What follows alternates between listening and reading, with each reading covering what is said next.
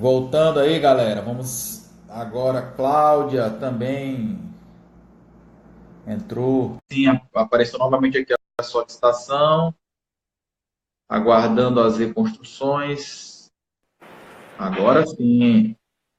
Agora, boa Fala, noite. Caio, tudo bem? Tudo bom, Murilo?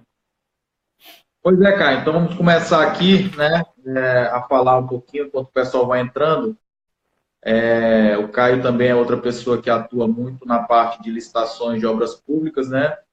E assim, eu vejo que é uma área que tem muita demanda, né, e muita carência de bons profissionais. Porque, assim, geralmente, quando nós estamos aí nessa época de crise, né, e o que acontece? Muitas construtoras que, às vezes, não investiam no mercado de obras públicas acabam indo para esse mercado porque é uma área que sempre tem campo de trabalho, porque sempre tem obras públicas acontecendo.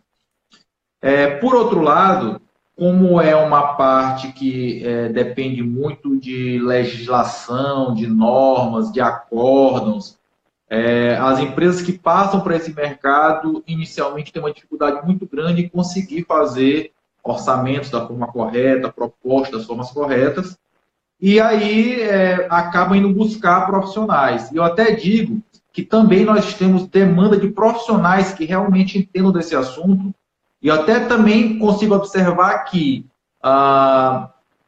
os profissionais que realmente manjam dessa área, eles não têm concorrência. Por quê? Porque como a empresa depende de uma correta proposta, de um correto orçamento para que ela possa disputar, ela não vai entregar isso na mão do amador. Então, ela não vai entregar aquilo na mão daquela pessoa que vai cobrar lá R$ 500 para fazer, porque a chance dela ter ali a sua proposta inabilitada e cometer um erro ali infantil, bobo, é muito grande. Então, por isso que eu digo que nessa área, quem realmente domina tem sempre mercado, porque a mão do profissional é o fator decisivo entre obter uma vitória numa licitação e com isso conseguir um contrato no momento de crise que é tão importante, e a derrota quando eu entrego isso na mão da pessoa que não tem capacidade. Então, eu queria ver aí, Caio, na tua opinião, na tua região aí, que é a região de Alagoas, como é que está essa área, se realmente tu tem essa mesma percepção que eu tenho, que é uma área que as empresas estão procurando muito agora devido à crise, e também se tu observa que falta essa maior capacitação dos profissionais para adentrar nessa área. Vamos lá. Boa noite, pessoal. Boa noite, Murilo, novamente. A diferença quando a gente vai lançar, por que a obra pública não para? Porque as necessidades da população não esperam. A necessidade de um UBS funcionando com qualidade não pode esperar que a pessoa pare de ficar doente para continuar, para iniciar uma nova obra. Diferente do mercado privado, que depende da demanda do cliente ter o dinheiro para comprar um novo prédio, um novo apartamento. Então, a demanda de obra pública não para. Por isso que, no momento de crise, a visão do empresário ir para a obra pública é essa. Ele não tem mais a demanda no setor privado e a demanda do setor público não para. Ela continua, diminui um pouco, mas ela continua em um crescimento uniforme. Ela não despenca como a construção privada. E aí, para o setor público, como o Murilo falou, é bem diferente do setor privado, que nós não precisamos seguir tanta legislação. No setor público, a grande diferença entre o setor público e o privado no privado, a gente pode fazer tudo que a lei não proíbe. No setor público, a gente só pode fazer aquilo que a lei diz.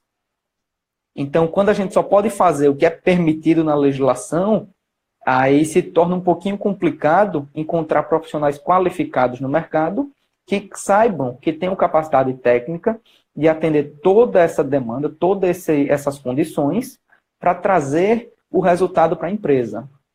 O que acontece?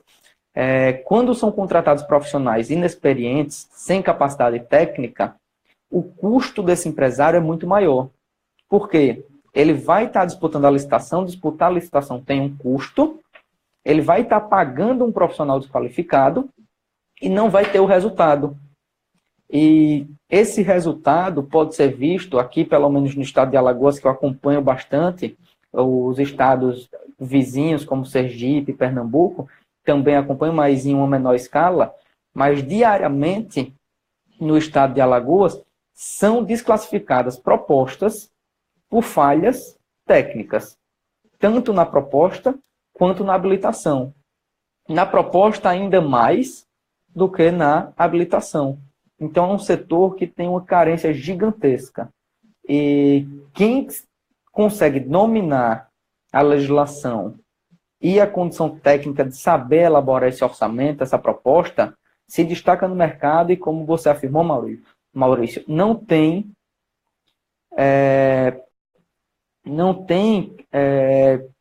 uma concorrência direta. Porque a partir do momento que eu consigo trazer o resultado para dentro da empresa, o empresário não vai estar mais preocupado com quanto ele está me pagando, e sim quanto está entrando de lucro na empresa.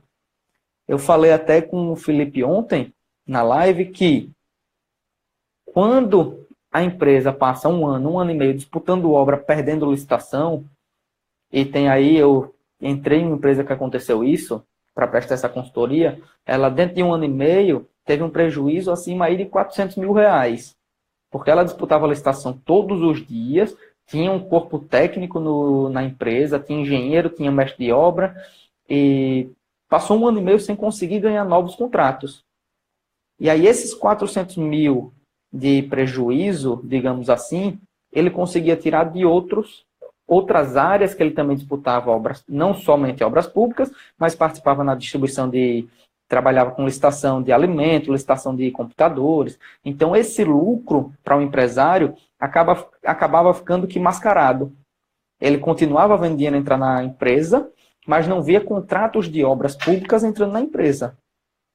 E aí o que aconteceu? A partir do momento que entrou-se uma capacidade técnica na empresa para ser vencidas essas licitações, em pouco tempo, a empresa que disputava um ano e meio de licitação conseguiu 7 licitações em 3 meses. Então, a empresa saiu de 400 mil que vinha tendo de prejuízo para ter 7 milhões em obra, vamos estimar aí 20% de lucro, então, para ganhar 1 milhão e 400. Então, isso em um pequeno tempo, somente por investir em profissionais qualificados no mercado. E aí, quando o Murilo fala aí, R$500 para um profissional inexperiente, aí vamos supor, o profissional inexperiente passou um ano e meio cobrando R$500. E toda a licitação caía, toda a licitação, o empresário perdia a licitação e saía lá o nome dessa empresa no diário. A empresa X foi desclassificada na proposta técnica por não atender o item X do edital. A partir do momento que é trazido para dentro da empresa um corpo técnico qualificado, começou a aparecer no diário o seguinte: a empresa X foi declarada vencedora do certame por atender todas as especificações do edital e conter o menor preço, ou seja, mais vantagem para a administração. E aí, nesse momento, quando o consultor em licitação, quem trabalha com essa parte de licitação e orçamento para obra pública, se destaca que a partir do momento que você mandou 1 milhão e 400 de lucro para a empresa, se você cobrar seus 2, 3, 4, 5 mil reais no orçamento, o empresário vai pagar sorrindo. Porque ele viu essa diferença de qualificação técnica e preço. Exatamente. E assim, já teve casos até que deu prestar consultoria para um cliente, que o cliente foi tentar, entre aspas, economizar e contratou um rapaz que se intitulava, né, planilheiro. Veja bem, ele não era nem engenheiro, ele era planilheiro. É alguém que aprendeu em algum local a manusear, não vou nem falar a palavra aprendeu a fazer orçamento, ele aprendeu a manusear orçamentos e ele fazia simplesmente baixava o preço de tudo linearmente, né, para poder a empresa participar da licitação e ganhar. E aconteceu que, nesse caso específico, a empresa até ganhou uma licitação, mas quando ela foi botar para fazer a obra, ela viu que muitos daqueles preços estavam totalmente defasados, né, inviáveis. E aí, isso quase leva a empresa a quebrar. Então, assim, ter um bom profissional é a diferença entre o crescimento da empresa ou ela quebrar. Porque se também se faz um orçamento sem observar alguns critérios, existe a possibilidade dessa obra não ter o resultado esperado e a empresa ficar em seríssimas dificuldades, né? Isso é muito importante, assim, ter esse conhecimento, porque, inclusive, já teve muitos casos que eu mesmo recomendei ao meu cliente, olha, nessa licitação aqui, se fosse você, não participava, porque o orçamento está muito ruim, o projeto tem muitas incertezas, então, às vezes, é melhor o cliente não entrar do que se aventurar em algo que esteja com muitos elementos, né, ou não completo, ou errado, enfim. E outra dificuldade que eu vejo muito grande, Caio, é a questão de, tipo assim, se eu for pegar qualquer outra área da engenharia, projeto, por exemplo, eu tenho uma norma técnica. E na parte de orçamento de obras eu não tenho uma norma técnica. Então, assim, os conhecimentos eles vêm modificando ao longo do tempo. Então, quem aprendeu a fazer um orçamento de obra pública há 5 anos atrás, de lá para cá já mudou muita coisa. Desoneração mudou a questão dos encargos complementares. Então, assim, é uma área que eu preciso estar todo o tempo atualizado nas legislações e também nos acórdãos. Então, observe que esses conhecimentos eles ficam dispersos em várias leis e em vários acórdãos. Então, se a pessoa realmente não tiver uma sistemática de estar se atualizando, ela vai ficar para trás e isso vai gerar uma série de problemas, tá certo? Antes de passar de novo aqui a palavra para o Caio, eu só vou falar aqui 2 perguntas que fizeram aqui no corpo do texto, mas já vou recomendar para os demais, façam as perguntas clicando aqui embaixo, porque aí não corre o risco de a gente perder as perguntas, porque as perguntas vão passando, né? Mas estão aproveitando, teve 2 perguntas aí, uma em relação a software, né? Sistemas que a gente utiliza, particularmente eu acredito que o Caio também utilize o Orça Fácil, né? Agora, é muito importante deixar claro para as pessoas, e aí eu vou passar exatamente para o Caio nesse momento, que é a questão de vocês que estão nos assistindo ter aquela certeza de que não basta saber usar sistema, não basta saber usar software de orçamento.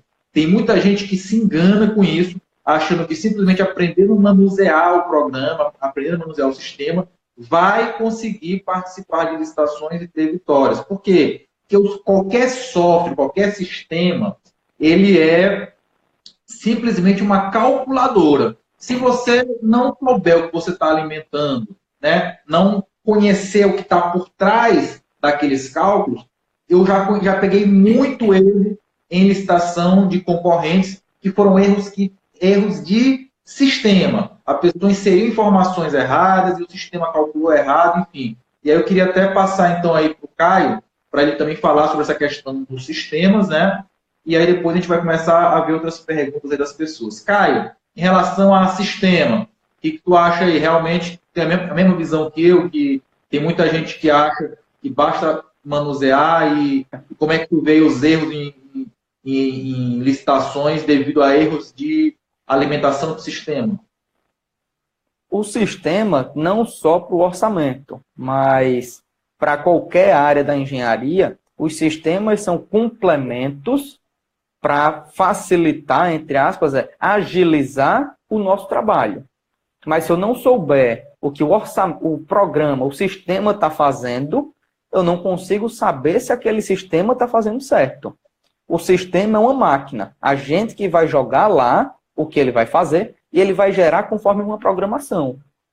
Então, se eu não souber o que é feito, como é feito, o porquê, quando eu jogo lá um código do Sinap, no final vai me dar uma composição, de onde saiu essa composição, o que é a minha composição, o que é que tem que ter, o que é produtividade, o que é valor, como é calculada essa produção, eu não consigo apresentar uma proposta numa licitação. Porque, dentre os diversos documentos que a gente apresenta tanto a planilha orçamentária, quanto minhas composições. E aí o que acontece muito? Hoje, infelizmente, eu utilizo o Ceobra. Mas, sempre que me perguntam, eu aconselho Orça Fácil. Hoje, o Orça Fácil é o programa o sistema para orçamento para obras públicas mais utilizado e mais eficiente no mercado. É um programa que se destaca dentre os outros para a parte de licitação de obras públicas. Mas hoje eu perco mais tempo analisando o que o programa fez e corrigindo possíveis falhas do que lançando códigos dentro de um sistema. Hoje os sistemas me dão a opção de importar a planilha inteira. Então, se fosse tão simples assim, não existiriam tantas empresas desclassificadas. Como o Murilo falou, nós devemos seguir, nós não temos uma norma, o orçamento tem que ser feito assim, é calculado assim e pronto. Como nós temos de projeto hidrossanitário, por exemplo, você vai dimensionar a tubulação assim, o esgoto você vai calcular dessa forma, você tem que considerar isso. No orçamento, a gente tem que sair pegando informações espalhadas. Só esse ano, se você for buscar os acórdãos que foram publicados esse ano, já tem centenas, já tem muito acórdão publicado nesse ano. E aí, o interessante é o seguinte, quando um acórdão é publicado a respeito de uma situação, ele não serve somente para aquela situação. Se foi publicado um acórdão na parte técnica, tecnológica, na parte de fornecimento de computador, a respeito de um preço, uma análise feita pelo Tribunal de Contas da União, essa mesma análise, esse acórdão que foi utilizado nessa licitação, pode ser utilizado esse entendimento para uma licitação de obras. Então, você tem que estar ligado não somente nos acórdãos que são publicados quando tem o nome obra pública. Os acórdãos de outros setores dos tribunais de contas também são utilizados como base para análise da licitação. Claro, nós estamos mais antenados, mais ligados nos acórdãos que se referem a problemas e julgamentos pelos tribunais na parte de obras, mas os outros servem como base. E aí, no dia a dia, qual é o erro, um dos erros mais comuns do famoso planilheiro, como você falou, Murilo? O camarada joga lá no sistema e não analisa para ver se tem uma compatibilização de base de preço. E aí, muitas vezes, já vem errado do município, da administração pública, porque hoje nós temos um decreto, 7.983, que nos diz o seguinte, para licitações que envolverem recurso federal, deve ser utilizado a base de preço SINAP, que é mantida pela Caixa Econômica Federal, ou o CICRO. Caso não tenha nessas bases de preço, eu posso utilizar a composição de uma outra base de preço, compatibilizando os preços com os insumos e mão de obra desse meu sistema. E aí o que acontece? Quando me jogam numa licitação federal, vamos usar esse exemplo, aí me jogam lá SINAP, CEINFRA, ORCE, 3 bases de preço, 3 encargos sociais diferentes, 3 estados diferentes, 3 preços de mão de obra diferentes. E aí o camarada joga para mim, numa licitação, que o preço do servente é R$ 8,00, 9,10. Qual é o preço do servente que eu estou pagando? Entendeu? E aí esse é o erro do sistema é esse. O sistema não vai identificar lá, o sistema não vai analisar, ele tem 3 serventes aqui em diferentes bases de preço, então vamos compatibilizar isso agora. Se você não souber que você tem que ter o mesmo preço para serviço, mão de obra, equipamento, você vai perder a licitação por uma falha de preenchimento de planilha. Isso. Outro problema, muita gente estava comentando aqui em cima, a questão de desoneração. O que acontece? Se eu selecionar lá o SINAP, eu estou utilizando um sistema. Eu selecionei o SINAP. Se eu for ver o SINAP, aí boto lá com desoneração. E aí meu preço com desoneração lá no SINAP dá 84 e alguma coisa. Meu encargo social. Quando eu coloco o ORCE, eu não tenho a opção de escolher no ORCE, no meu sistema, se ele é desonerado ou sem desoneração. E aí o que acontece? Eu trabalho com a mão de obra do SINAP com desoneração e a mão de obra do ORCE sem desoneração. E aí eu joguei meu fator de desoneração lá no meu BDI. E aí na mão de obra do ORCE eu estou considerando a desoneração dentro da folha de pagamento e no BDI. Eu estou considerando 2 vezes a minha desoneração, minha parte de encargos sociais relativos ao INSS. Isso é um erro muito comum de acontecer nas licitações de obras públicas. Pelo fato do camarada ser planilheiro, jogar lá no sistema, aprendeu a manusear o sistema, mas não tem o conhecimento técnico da legislação, que me diz que o jogo de planilhas, e aí é considerado jogo de planilhas porque eu posso identificar como, o camarada jogou o preço do servente lá nesse serviço, que ele pode ter um maior lucro mais alto, e baixou num serviço que ele vai ter um prejuízo, para quê? Eu vou suprimir esse item, depois eu adito o outro, e eu tenho um lucro muito maior do que eu deveria ter dentro da minha planilha orçamentária. E aí o Tribunal de Contas da União já julgou, e preços diferentes do mesmo serviço é motivo de desclassificação. Então isso é erro recorrente em licitações de obra pública vinculado a sistema. E outra é questão de arredondamento. Por incrível que pareça, os programas hoje ainda erram questão de arredondamento. E aí muita gente vai dizer, Caio, mas arredondamento não deve me inabilitar. Aí eu pego lá, quantitativo 10, preço 7,00, valor total 70. Era o correto, mas aí tem 72. Porque o sistema calculou, por algum erro, ele calculou errado. E aí você tem lá 10 vezes 7, 72. Aí como é isso? Qual é o seu preço? Exatamente. Entendeu? Acontecem falhas nesse sentido bastante. Todos os dias aparecem empresas no diário desclassificadas por esse tipo de erro. Com certeza. Vamos ver aqui algumas perguntas das pessoas. Primeira pergunta. Qual base de dados deve ser utilizado para orçamento da administração pública? Essa aqui o Caio já respondeu. Né? Se a obra for com recurso federal, ela deve ser utilizado o decreto 7983 de 2013, que diz lá que a referência é o SINAP ou o ciclo. Né? Somente quando não houver aquele insumo, aquele serviço nessa base de dados, você pode buscar uma outra base de dados. Né?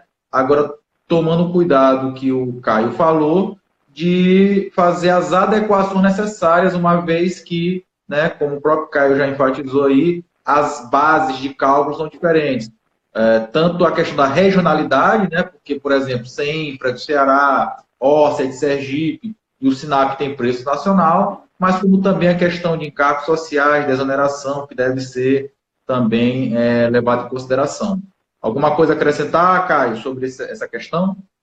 Só para acrescentar, se o recurso não for federal, cada estado pode ter um decreto. Aqui no estado de Alagoas é o 3.3962, que fala que ele inclui o ORCE como uma base de preço legal. Então teria SINAP, ciclo e ORCE. Aí Maranhão pode ter um decreto estadual. E se o recurso for só municipal, o município também pode ter uma legislação própria, incluindo alguma outra base de preço. O que eu não posso é o Estado sobrepor a entidade federal. O que eu não posso é o Estado falar que eu vou usar o ORCE mesmo se o recurso for federal. Mas se não tiver recurso federal, Estado e município podem criar suas legislações próprias vinculadas ao orçamento para obra pública. Exatamente. Muito bom.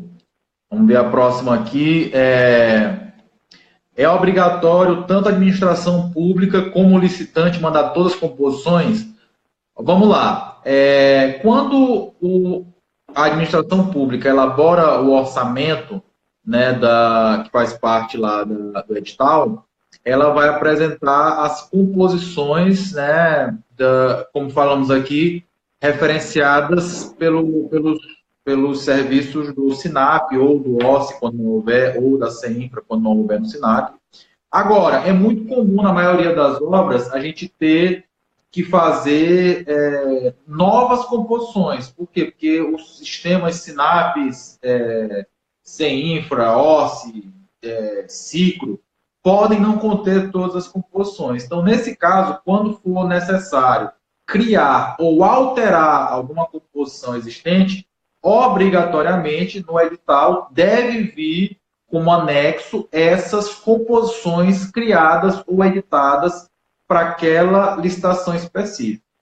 Agora, quando é o construtor apresentando a sua proposta, levando-se em consideração que ele vai e deve fazer alterações nos preços e até em alguns casos nos coeficientes de produtividade dos serviços, o construtor obrigatoriamente terá que apresentar todas as composições de custo, todas, tá? É importante dizer para vocês também que aqui é que mora talvez uma das principais utilidades da pessoa utilizar um software de orçamento. Porque para um orçamento muito grande, o trabalho de fazer todas as composições manualmente ou no Excel é um trabalho enorme. Já quando eu utilizo um software, um sistema de orçamentação, né, como a gente já citou aqui, por exemplo, o Orçafácil, no momento que você vai criando a planilha, ele automaticamente já vai criando as composições. E com uma outra grande vantagem, quando você altera, por exemplo, o valor do cimento, ele já vai estar alterando em todas as composições, então vai ter que fazer aquele trabalho manual. Quanto a essa questão, Caio, alguma coisa a complementar em relação à administração pública e licitante mandar todas as composições? Isso.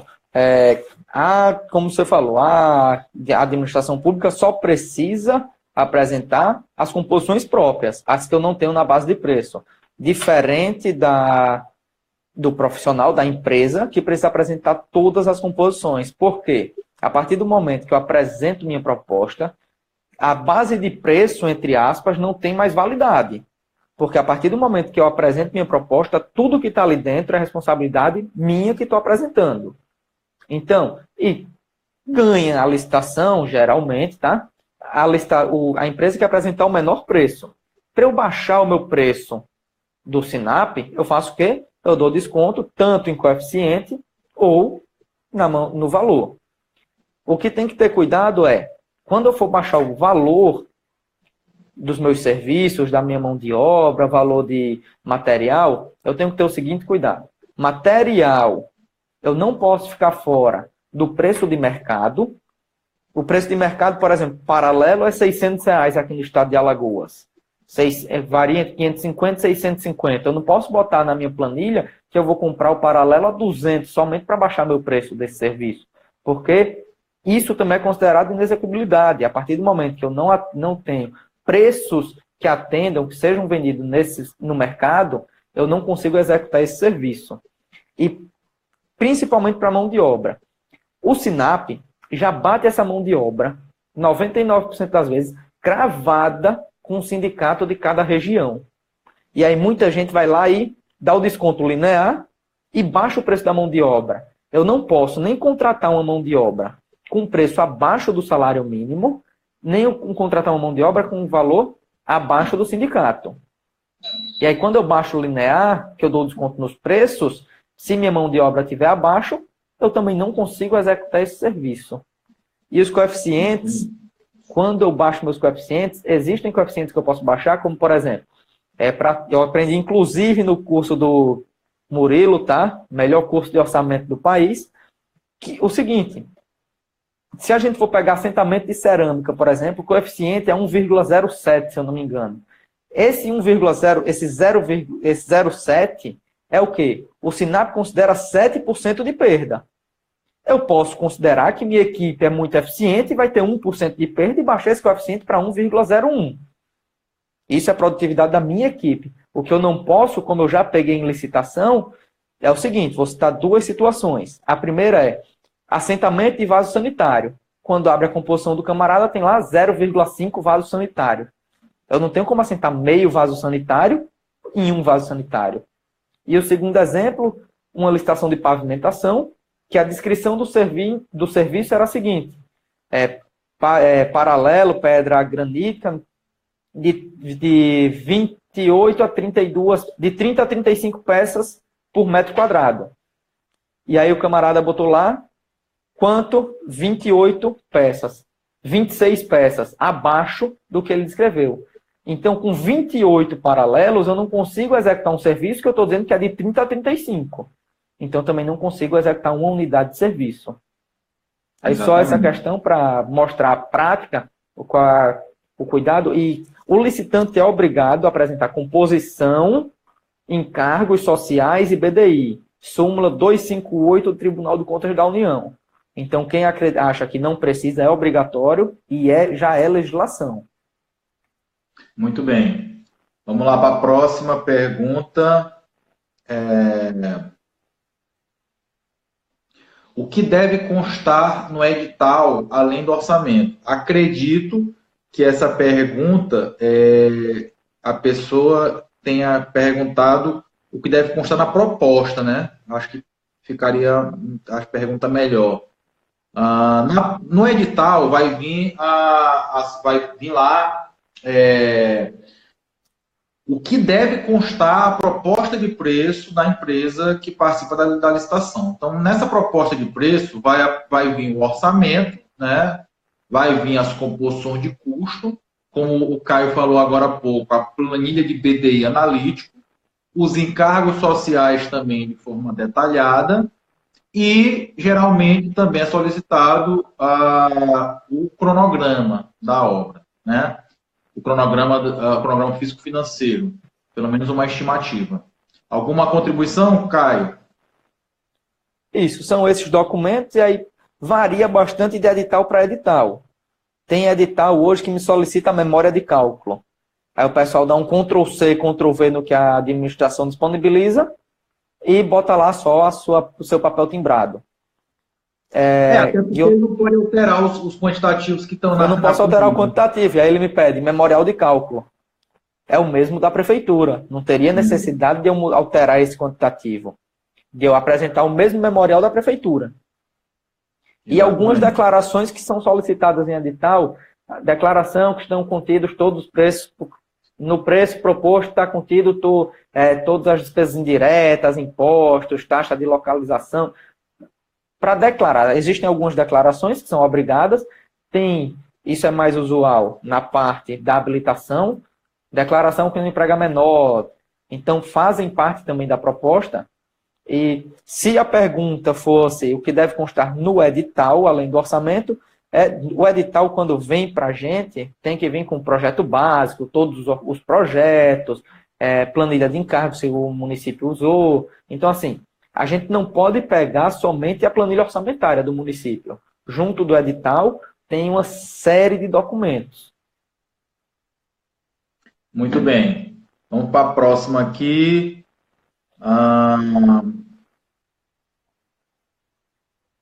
Da desoneração, o que a administração pública deve optar? Vamos lá. Essa questão da desoneração, é claro que não vai dar para a gente poder falar muito aprofundado sobre isso aqui, porque só isso aqui já seria, no mínimo, essa 1 hora de live, né? É uma coisa muito complexa que a gente precisa explicar com detalhes, mas essa questão da desoneração, só para quem não tem nem noção do que é uma substituição tributária, né? Um incentivo que foi dado à indústria da construção civil, onde as construtoras elas podem optar, atualmente elas podem optar por recolher o INSS sobre a folha de pagamento, como era o tradicional, mas existe agora uma substituição tributária, onde ao invés de recolher sobre a folha de pagamento, recolher uma alíquota única de 4,5% sobre o valor do orçamento da obra. O que a gente hoje solicita? Eu trabalho em um órgão público que analisa o orçamento de obras públicas de prefeituras, de governos do estado, etc. e tal. Lá, a gente solicita que o orçamentista que esteja apresentando para a gente aquele projeto, aquele orçamento, declare que ele fez análise das duas formas, da forma desonerada e da forma sem desoneração, e ele vai dizer, olha, analisando esses dois orçamentos, verificamos que, por exemplo, a opção desonerada é a melhor. E aí, com isso, ele vai apresentar a planilha orçamentária na opção desonerada, porque ele declarou que ele fez essa análise e verificou que seria a melhor opção. Então, hoje, o que nós exigimos que o órgão público faça é essa análise para que seja feito com base no melhor resultado para a administração pública. Alguma coisa a contribuir também, Caio? Só desoneração, você é expert nessa parte, mas só para falar dessa parte da empresa, se o orçamento vier desonerado, A empresa que está apresentando a sua proposta não é obrigada a apresentar desonerado. A empresa pode definir que, para a realidade dela, sem desoneração é melhor. Então, a administração, tudo que vem da administração é modelo. Eu não preciso seguir a risca. Se ele botou desonerado, eu posso ser sem desoneração. Se ele botou sem desoneração, eu posso dizer que eu vou desonerar minha folha de pagamento. Nada impede. O que eu não posso é ter um custo maior do que aquele. Agora sim, às vezes eu já fiz isso e é uma coisa que eu não recomendo. Por quê? Porque muitas vezes a quem está lá na comissão de licitação não sabe disso. E aí até tu explicar que perna de mesa não dá varize, meu amigo, é complicado, né?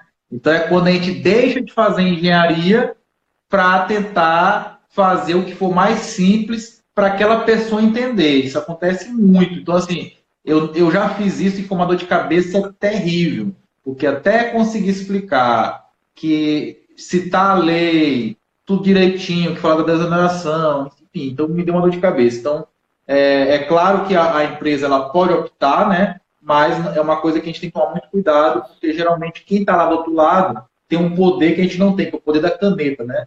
E aí, se a pessoa lá não souber, para a gente poder explicar, ter que fazer recurso e etc., não é muito legal. Mas beleza. Vamos lá para a próxima pergunta. Como nós, engenheiros do amanhã, podemos trabalhar em soluções para esse problema nacional? Quem está perguntando é uma empresa júnior. Olha, na minha concepção, a gente tem que estar se capacitando, né, estudando bastante, porque, como eu falei aqui, a gente já enfatizou bastante. Isso é uma coisa que vai mudando ao longo do tempo, né, por conta das decisões colegiadas, né, dos órgãos de controle, dos tribunais de contas. Então, uma área que requer que a gente tenha em constante atualização para que a gente possa contribuir, né, fazendo orçamentos bem feitos e até mesmo, assim, é importante dizer isso para vocês, que muitas vezes esses órgãos de controle eles também não são donos absolutos da verdade.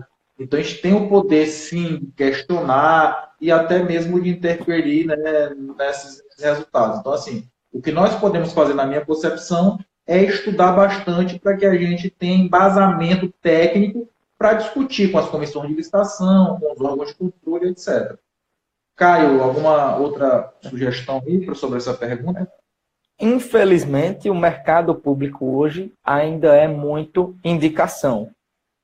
Então, concordo 100% com você. O que nós podemos fazer hoje é sempre se capacitar para que, a cada dia que passe, a gente consiga ensinar também a administração pública com as novas decisões, porque a partir do momento que eu apresento uma coisa nova na licitação, o camarada me julga que eu estou errado, eu vou lá e apresento, eu não estou errado, olha o que a legislação vem falando. Ele vai aprender. E a partir do momento que eu estou capacitado e estou mostrando para todo mundo da licitação que esse é o meio correto de ser feito, ele também vai aprender. Na próxima licitação, ele não vai mais cometer esse mesmo erro. Então, eu sou um cara que acredito muito que capacitação e conhecimento, você trabalha todos os dias. Eu não vou acordar amanhã, eu não acordei um dia e aprendi tudo sobre obra pública. Todos os dias eu aprendo uma coisa nova. Toda licitação que participo, eu aprendo uma coisa nova. Todo curso que eu faço, eu apresento coisa nova. Então, é capacitar. A gente precisa se capacitar para melhorar esse ramo. E conhecimento nunca ocupa espaço, né? Quanto mais, melhor. Vamos lá, próxima pergunta. Dicas de livros ou autores de orçamento de obras, tanto públicas quanto privadas. Bem, aqui, quem está perguntando é o Adriano, lá de Aracaju. Adriano, eu sempre falo isso nos meus cursos, que assim, hoje em dia, livro de orçamento, eu tenho até bons livros. Porém, o que acontece? Como nós estamos falando aqui, é uma área que ela muda muito rápido. Então, assim, praticamente, os livros que eu conheço no mercado hoje, todos eles, em algum momento, já estão defasados em alguma informação. Por exemplo, um dos livros que eu acho melhor para quem está começando, né, é aquele livro do Aldoré Matos, Como Preparar Orçamento de Obras. Né? Mas, assim, já existem vários pontos deles que tem lá algumas defasagens já, porque já mudou algumas coisas do tempo que ele foi escrito para cá. Por exemplo, lá ele fala sobre desbalanceamento de BDI como se fosse uma coisa normal. Lá ele fala algumas coisas também sobre o BDI, a forma de calcular o BDI, que já está um pouco ultrapassado. Então, assim, eu não posso dizer hoje que existe um livro que é o ideal. É uma área que a gente tem que estudar com filtros, porque a gente vai encontrar muita coisa defasada na internet e nos livros. Agora, existe um manual, né, do Tribunal de Contas da União, eu não vou lembrar agora o nome, talvez o Caio lembre o nome exatamente desse manual, que tu pode acessar lá no site do Tribunal de Contas da União. É um manual de elaboração de orçamento de obras públicas, algo desse tipo o nome. Que ele vem até em forma de perguntas e respostas, então ele é bem didático também para quem está começando. Agora, eu ouvi dizer que o melhor livro de orçamento vai sair ano que vem, que é o livro de um cara chamado Murilo Reis. Esse eu concordo que vai ser o melhor, viu? Esse não tem como disputar com nenhum, não. Já vai ser o maior lançamento do ano. Caio, tem mais alguma sugestão aí de livros de orçamento? Como você falou lá no início, eu confirmei, não, essa parte, principalmente para obras públicas, os assuntos são dispersos. O que eu aconselho o pessoal é seguir legislação. Então, hoje eu tenho legislação PDF, Lei 8666. Todos os meses, toda atualização, eu vou lá e baixo o meu PDFzinho atualizado e vou procurar qual foi a modificação. Lei complementar, 123, para microempresa e empresa de pequeno porte. Toda atualização, todo ano tem atualização. Então, eu vou lá e busco a atualização. O acórdão do BDI, vou lá e busco a atualização. Então, é você conseguir buscar. Quando a gente diz que a informação é dispersa, ela é muito dispersa, realmente. Mas hoje, com a internet, nós conseguimos acessos. E aí, não sei se é o mesmo que você falou, Murilo, essa questão do Tribunal de Contas. Eu utilizo bastante um livro chamado, não é livro, é um documento do Tribunal de Contas da União chamado Estudo de Faixas Referenciais Aceitáveis para o BDI. Tem um nomezinho mais completo, que ele vem me mostrando o que é o risco, como deve ser calculado, seguro e garantia, vem me explicando item por item de BDI, vem falando sobre como as empresas optantes Simples Nacional devem elaborar sua proposta. Então, para a parte de BDI, é um estudo bem interessante do Tribunal de Contas da União. Exatamente. Esse documento aí é o que foi a referência para aquele acórdão 2622/2013, não é esse que você está falando? Isso. E outra parte dessa que eu cito, Tribunal de Contas, o Tribunal de Contas do Paraná tem alguns cadernos técnicos orientadores do Hamilton Bonato. Então, inclusive para a parte de fiscalização, ele me dá um checklist dentro desses cadernos técnicos, dizendo assim, já foi elaborada a RT de orçamento? Se sim, você marca lá. Ele já me dá um checklist pronto em como fiscalizar a obra pública. E ele vai desde a elaboração do projeto básico, dos projetos complementares, do orçamento da licitação, de como aceitar a proposta da licitante, até a fiscalização e entrega da obra. Então, são 9 ou 11 cadernos orientadores disponíveis, gratuitos, lá no Tribunal de Contas do Paraná. Tem também eu lembrei agora, que falou de Tribunal de Contas, tem também um instituto chamado IBRAOP, né? Instituto Brasileiro de Auditoria de Obras Públicas. Lá também eles têm uns cadernos técnicos bem legais, né? Bem orientadores em relação a algumas questões polêmicas. Por exemplo, em relação a projeto básico, né? Então, o que tem que constar no projeto básico? Como a legislação ela deixa a desejar em explicar o que tem que ter no projeto básico, então o IBRAOP fez uma nota técnica, né, onde ele apresenta lá para cada tipo de edificação quais serão esses projetos básicos. Então, também é um local bom e interessante para poder buscar material. Vamos aqui para mais uma pergunta.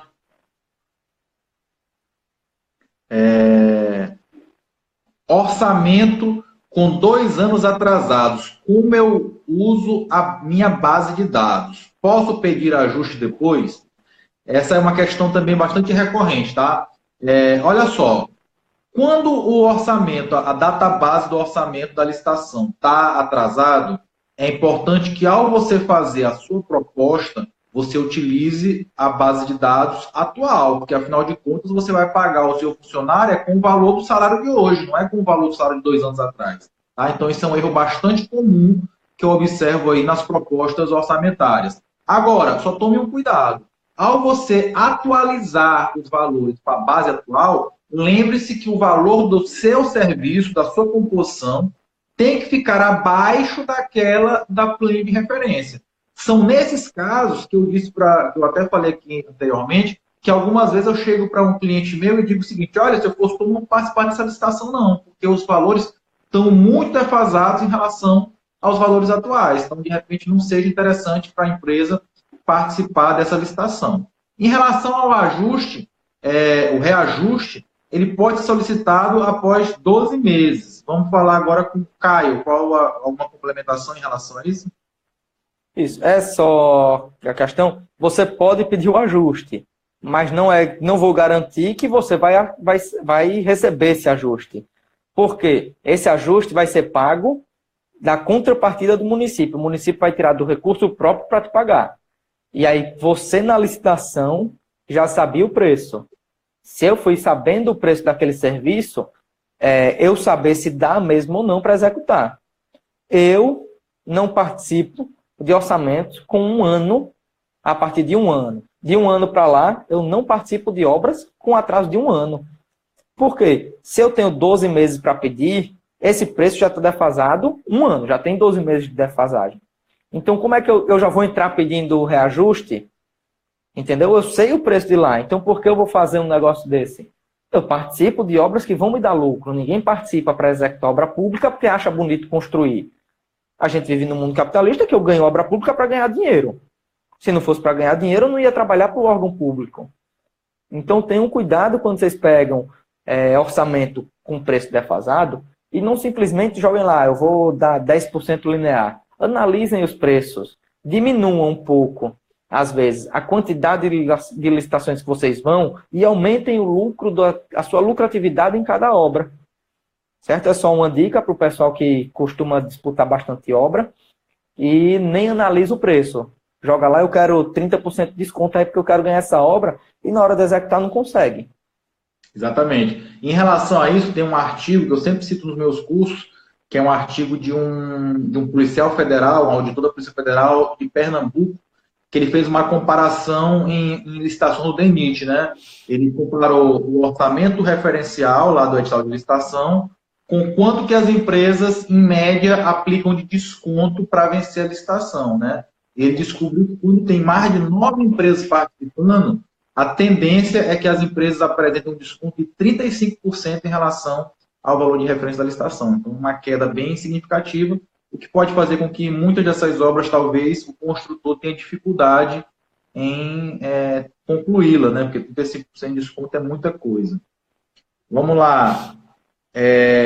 Uma pergunta que essa que foi direcionada para o Caio. Caio, nesse caso, existe a inexecuibilidade de um item? A proposta pode cair por conta disso?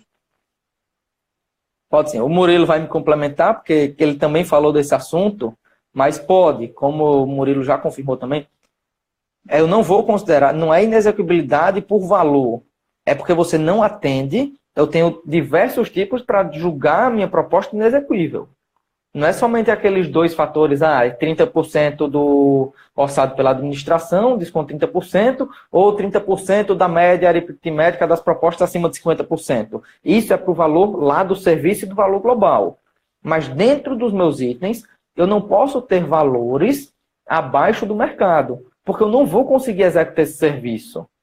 E aí, nesse caso, vai ser exigido que você comprove que você consegue executar esse serviço. Um exemplo, você paga R$200 no paralelo e não 600 do mercado, através de serviços já executados, nota fiscal recebida. E aí, caso você comprove que você realmente executou naquele preço, você não vai cair.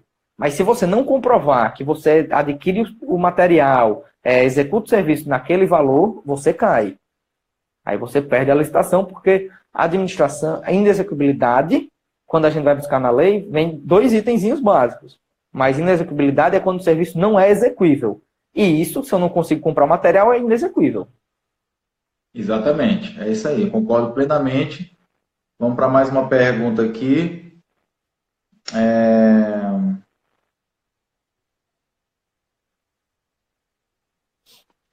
As empresas são obrigadas a colocar o código do ORCE e SINAP que eles encontraram? Não, porque é o seguinte, quando quem é obrigado a colocar o código, a referência, é o órgão público ao fazer o orçamento que vai constar como orçamento de referência no edital.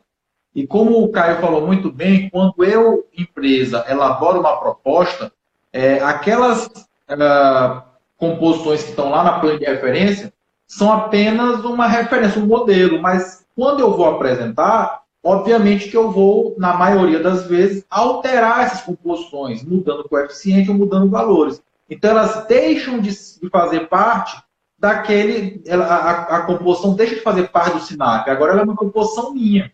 Então, eu não sou obrigado a colocar o código do OSINAP, mas eu vou ter que colocar um código na minha composição para que, ao eu observar a planilha orçamentária, né, ao fazer a análise desse orçamento, eu consiga identificar essa composição lá no anexo, que são as composições de todo o serviço. Então, tem que haver uma vinculação entre aquele código que está lá na planilha orçamentária com o código da composição que eu criei. Mas não necessariamente esse código será o mesmo código do OSINAP. Eu posso criar um código próprio, CPU 001, né, sem problema nenhum. Ok? Caio, alguma contribuição em relação a esse assunto? Não, concordo com você. O Orçafácil, inclusive, que gera lá mão de obra 1. Aí o servente é a mão de obra 1. Ele não vem lá, 88316, que é o código do SINAP. Para o servente é 88316. Na minha composição, quando eu gero pelo Orçafácil, vem lá, mão de obra 1, servente de obra com encargos complementares. A partir do momento, se você apresentar a sua proposta com os códigos do SINAP, você não está errado. Mas você também não está errado se você não apresentar esses códigos, porque são seus. Quando você assina no final lá da planilha, dizendo que você é o responsável técnico pelo orçamento, você está se responsabilizando também pelas composições. Muito bem. Bem, nós estamos aí já chegando com 53 minutos, né? Tem mais algumas perguntas aí que depois nós vamos responder aí para as pessoas no direct, mas o Caio me falou que tem um bônus aí para quem está assistindo a nossa palestra aí. Diga aí, Caio, sobre o bônus. Conversei com o Murilo antes da live, conversei com o Felipe Soares também das reconstruções.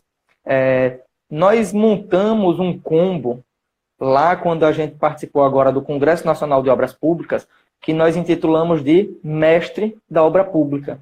Esse combo Mestre da Obra Pública é composto do curso do Felipe Soares, de levantamento quantitativos, que você vai fazer o levantamento de quantitativo e analisar o projeto, desde a fundação, de serviços preliminares, placa da obra, até a coberta. Então, você passa por todas as etapas levantando esses quantitativos. Complementando esse... E rapidinho, Caio, é importante também só salientar para o pessoal que esse curso do Felipe é muito bom também para quem está estudando ainda, porque te ajuda a uma coisa que é fundamental para quem está iniciando no mercado de trabalho, que é saber ler e interpretar os projetos. Porque para você quantificar, você precisa ler e interpretar. E é isso que o Felipe faz nesse primeiro curso desse nosso combo aí. Pode continuar. E é muito importante para o setor de orçamento e de obras públicas. O segundo curso do nosso combo é o melhor curso de orçamento do país. Eu já fiz curso presencial e sou totalmente fã desse cara, que é o Murilo Reis, que é o curso de orçamento de obras e construção e licitações. Que aí, Murilo, explica um pouquinho do que é que vem seu curso, para o pessoal entender um pouquinho. Algumas pessoas já conhecem seu curso, mas dá uma explicação para a gente do que é que vem no seu curso. Bem, nosso curso ele já tem 552 alunos, né, no Brasil todo, e é um curso que ele vem ensinando desde o beabá, de como criar uma composição, onde estão os principais erros nos orçamentos. Ele serve tanto para fazer orçamento de obra pública como privada, e aí eu vou ensinar para vocês tudo sobre encargo social, desoneração, encargos complementares, falo sobre como encontrar os custos indiretos, o BDI, a fórmula do BDI, ensino a criar uma planilha de BDI no Excel passo a passo, e a gente vai também fazer no nosso curso um orçamento de obras desde o zero até a conclusão de uma casa popular. Além disso, a gente vai ensinar também a fazer curva ABC, e nós temos vários bônus, né, de parceiros nossos, várias palestras, como do Rodrigo Nunes, do Matheus Leone, da Camila Soares, tem 2 palestras minhas, tem também vídeos de como elaborar orçamentos no Orça Fácil. Então, realmente é um curso que vale muito a pena. O pessoal, todo mundo que faz, gosta muito, além de também ter os grupos no WhatsApp para tirar as dúvidas comigo e com os demais colegas. E o último curso é o curso do Caio Corte. Fala aí um pouquinho do seu curso, Caio, que faz parte desse combo nosso aí. Isso. O terceiro curso é o meu curso Mago das Licitações, que a gente vai ensinar vocês desde o que é uma licitação, para que serve a licitação, quem tem o dever de licitar, quais são as modalidades, a diferença entre obra e serviço de engenharia, o que são encargos sociais, completa o do Murilo. Eu entro bastante na parte da diferença quando eu sou optante simples nacional ou quando sou lucro presumido. Entro nessa parte de tributação das empresas, que altera tanto o meu BDI quanto meus encargos sociais. Eu ensino vocês a montar uma habilitação jurídica da empresa. No curso vem mostrando como se emite as certidões, todas as certidões da empresa, o que é cada etapa, quais são as fases da licitação. E assim, a gente está com bastante aluno no curso e nós temos alguns alunos já que estão mandando feedback dizendo: Caio, consegui fechar consultoria, Caio, já ganhei 3 obras essa semana, Caio, ganhei obra esse mês. Então, assim, é um curso que completa o outro. Você vai aprender a levantar o quantitativo, a fazer o orçamento e a ganhar obra pública. Então, por isso que a gente intitulou Mestre da Obra Pública. Porque você realmente vai sair apto tanto a trabalhar na administração pública, quanto prestando consultoria e até empreendendo e abrindo a sua construtora para disputar obras públicas. Então, fora o mestre de obras públicas, a gente vai dar acesso às palestras do Congresso Nacional de Obra Pública. Foram 8 palestras e tem mais 4 palestras bônus. Fora eu, Murilo e o Felipe, nós tivemos as palestras com grandes nomes do mercado, como Cláudio Sarian, Tribunal de Contas da União, Jorge Leitão, também Tribunal de Contas da União, Daniel Pereira, do Tribunal de Contas do Estado de Alagoas. Então, nós tivemos grandes nomes do mercado, o Glauber falando sobre BIM. E o que o Murilo falou, todos esses nossos cursos online têm diversos bônus. BIM, Revit, com a Camila Soares na parte de perícia. Então, são vários, são cursos que agregam bastante conhecimento. E aí, fora isso, nós temos um certificado de 120 horas. Então, dentre esses 3 cursos, juntando os certificados mais o CONAOP, nós temos 120 horas de certificados de cursos voltados para orçamentos e obras públicas. Então, quem deseja ingressar na área aí é importantíssimo, que é comprovar sua capacidade também. Fala aí, Murilo. E tudo isso por quanto? O preço original seria R$ 1.645. E nós disponibilizamos para o CONAOP e para quem está assistindo essa live a R$ 697. Aproximadamente R$ 1.000 de desconto. Então, foi conversado anteriormente e a gente conseguiu manter esse desconto. Seria somente para o Congresso, devido à grande quantidade de alunos. E é limitado, tá? Então, são 20 vagas apenas, devido ao custo. E o interessante é, todo mundo tem consultoria direta, porque entram nos grupos VIPs. E aí, tanto tem essa consultoria direta com os professores, como com os próprios alunos que estão no curso, que já disputam obras públicas. Então, a interação nos grupos são direta todos os dias. E outro fator, Murilo, R$ 697 pode ser dividido ainda em 12 vezes. Então, pessoal, falta 30 segundos para terminar a nossa live. Se você quer, manda agora no direct das Reconstruções, eu quero, para você garantir uma dessas 20 vagas. Caio, muito obrigado por essa participação. Tamo junto aí, precisando, pode contar comigo. Falo mesmo, Murilo. Muito obrigado pela oportunidade da gente estar conversando aqui. E falo novamente, eu sou seu fã, cara. Valeu.